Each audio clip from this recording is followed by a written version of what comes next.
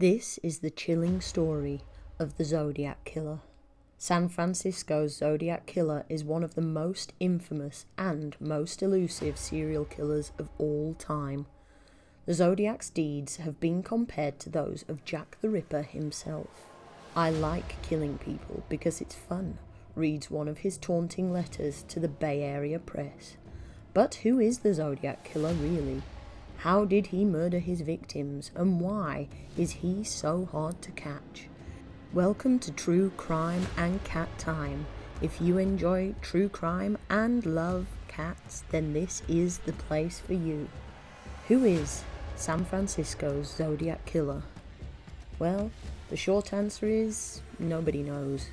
The identity of the Zodiac Killer remains a mystery to this day.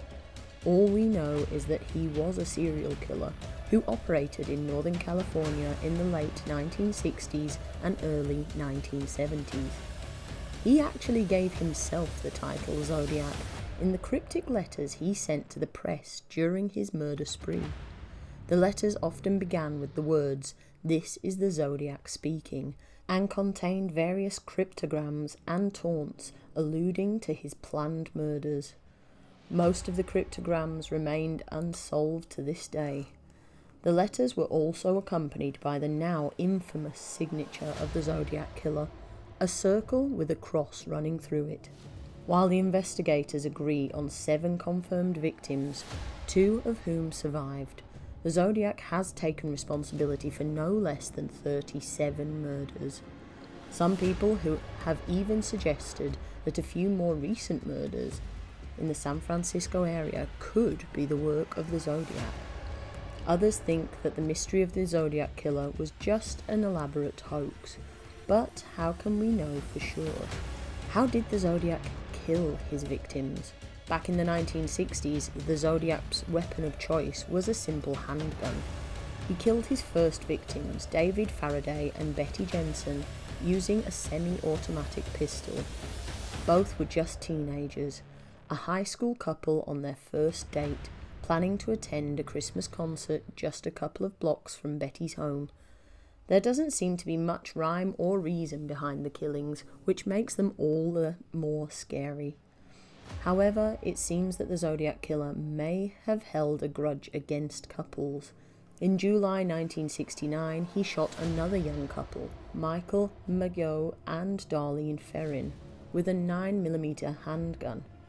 In September 1969, the Zodiac changed up his modus operandi. He once again targeted a young college-age couple, Brian Hartnell and Cecilia Shepard, who were simply enjoying a picnic at Lake Berryessa.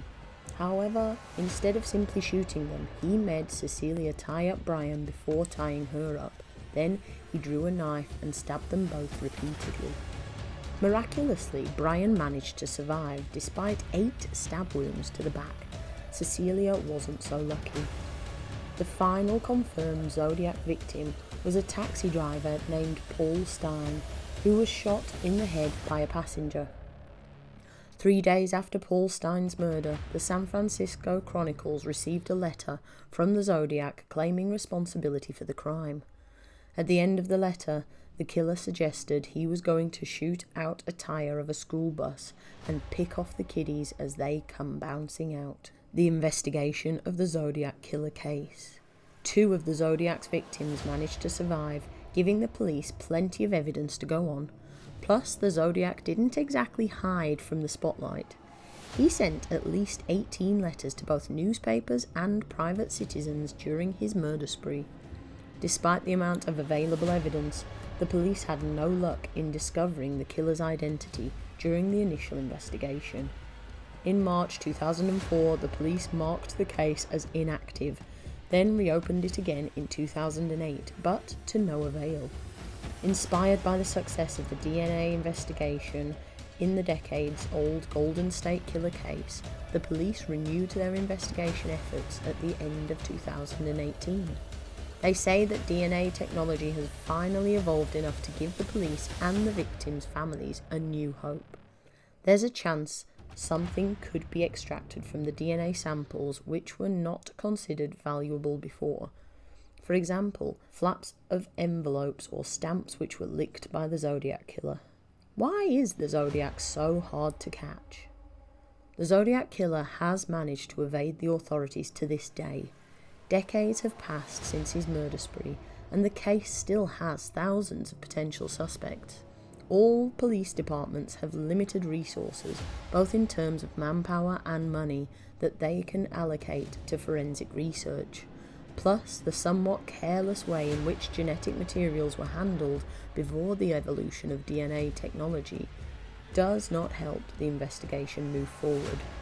However, the Zodiac enthusiasts remain convinced that the killer is not only alive, but that he can still be brought to justice. Are they right? Only time will tell. Thank you so much for watching this episode of True Crimes and Cat Time.